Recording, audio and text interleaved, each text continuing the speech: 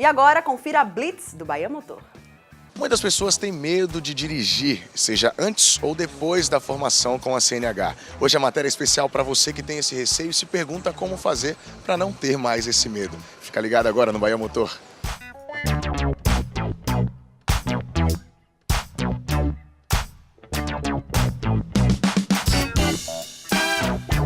Bom, e para falar um pouco mais sobre esse assunto, para você que tem medo de dirigir ou conhece alguém que sofra desse trauma, a gente conversa agora com Elídio Almeida, ele que é psicólogo e vai falar com a gente um pouco mais. Elídio, para começar o nosso bate-papo, o que é que acontece com esse tipo de condutor? Algum trauma passado? Existe um motivo para que esse medo exista? O motivo ele sempre existe.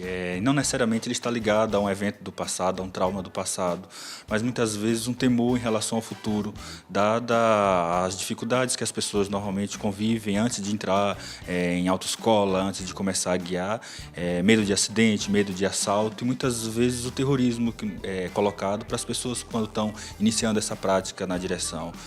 O perigo que é estar ao volante, muitas vezes o trauma não está no passado, mas um temor em relação ao futuro. Na maioria dos pacientes, qual é o caso mais dito por eles, assim, que traz esse medo de dirigir? O temor ao futuro. Muitas vezes a gente observa que as pessoas que procuram ou desenvolvem esse medo de dirigir em relação a acidentes, a traumas vividos no passado, direto ou indiretamente, é um caso infinitamente menor em relação àquelas pessoas que estão iniciando a prática agora e têm esse medo em relação a algum acontecimento em relação ao futuro.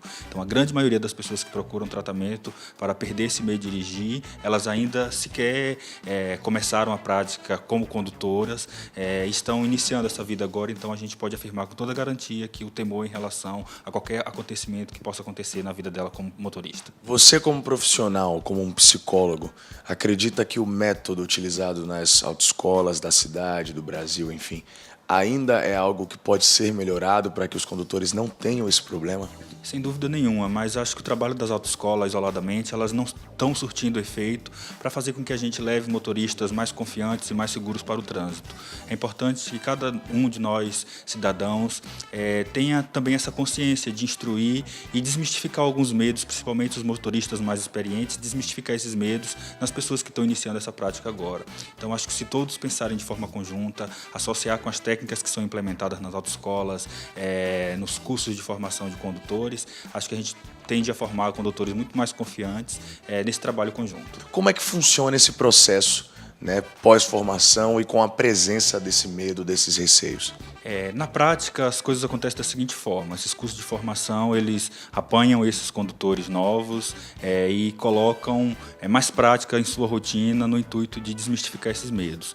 Porém, a gente verifica que essa não é uma técnica, uma estratégia altamente eficaz, porque não é uma questão meramente de prática, são medos subjetivos, coisas que diz muito da subjetividade da pessoa, da individualidade dela, então precisa, na verdade, se encontrar uma causa para aquela situação e trabalhar na desconstrução desse medo, desse pânico que muitas vezes as pessoas desenvolvem. Não é meramente uma questão de prática para desconstruir o medo. Há uma participação disso, mas na verdade a gente precisa trabalhar a questão da subjetividade, desconstruir como esses medos foram criados e trabalhar realmente na raiz do problema e não no sintoma, que é uma questão de prática. E o mais importante é que cada ser humano tem o seu problema e a sua individualidade, não é isso? Sem dúvida nenhuma, é por isso que a gente não precisa e não deve de forma alguma generalizar uma mesma estratégia para todos, visto que cada um tem a sua particularidade e o seu receio e aquela dificuldade específica. Você como profissional, como psicólogo, teria um conselho para quem tem esse receio e que, enfim, se pergunta o que fazer para tirar ele da vida? É claro que esse conselho talvez fosse mais adequado de pessoa para pessoa, mas no geral a gente verifica que as pessoas precisam desenvolver um pouco mais a sua autoconfiança. Obviamente a gente vive num mundo extremamente hostil, o trânsito é violento, é perigoso, a gente tem uma deficiência em estrutura urbana, em meio de transporte público, estacionamento, o trânsito por si só é algo muito estressor. Então que as pessoas, mesmo sabendo dessa realidade, ela desenvolva a sua autoconfiança para que a gente consiga se inserir nesse ambiente de forma segura, tranquila, sem desenvolver aí sintomas que acabam prejudicando a nossa vida, a nossa rotina. Caso esse medo persista, né, esse problema persista, digamos assim, com uma autoavaliação não seja suficiente, É importante sim que o condutor procure um psicólogo antes até mesmo de um centro de reformulação? É importante inclusive que esse trabalho seja conjunto, que a gente, obviamente, a gente tenha prática, tenha orientação de como guiar de forma segura, tranquila, mas que também a gente desenvolva a nossa autoconfiança, nossa habilidade de tomar decisões rápidas, que são habilidades altamente requeridas para o trânsito e principalmente o trânsito caótico, como é o de nossa cidade.